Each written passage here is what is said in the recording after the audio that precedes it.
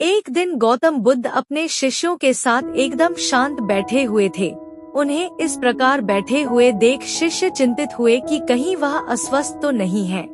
एक शिष्य ने उनसे पूछा कि आज वह मौन क्यों बैठे हैं, क्या शिष्यों से कोई गलती हो गई है?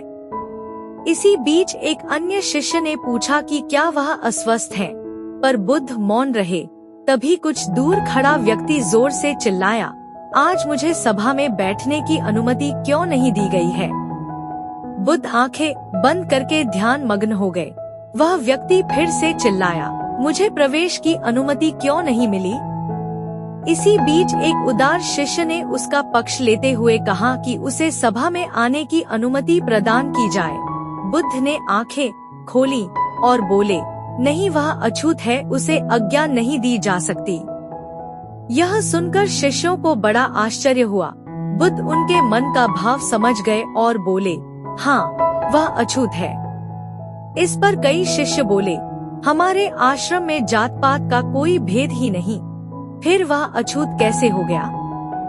तब बुद्ध ने समझाया, आज वह क्रोधित होकर आया है। क्रोध से जीवन की एकाग्रता भंग होती है। क्रोधी व्यक्ति प्राय मानसिक हिंसा कर बैठता है, इसलिए जब तक वह क्रोध में रहता है तब तक अछूत होता है। इसलिए उसे कुछ समय एकांत में खड़े रहना चाहिए।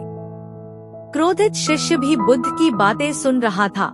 पश्चाताप की अग्नि में तप कर वह समझ चुका था कि अहिंसा ही मनुष्य का महान कर्तव्य व परम धर्म है।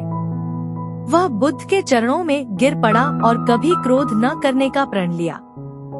शिक्षा आशय यह है कि क्रोध के कारण व्यक्ति अनर्थ कर बैठता है और पश्चाताप उसे बाद में होता है, जिसका कोई लाभ नहीं मिलता। इसलिए हमें क्रोध नहीं करना चाहिए। असल मायने में क्रोधित व्यक्ति अछूत हो जाता है और उसे अकेला छोड़ देना चाहिए। क्रोध करने से तन, मन और धन तीनों की हानि होती है। क्रोध से ज्यादा हानिकारक कोई और वस्तु नहीं है। हमारा वीडियो देखने के लिए धन्यवाद। ऐसे ही और वीडियो देखने के लिए हमारे चैनल को सब्सक्राइब कर लीजिए।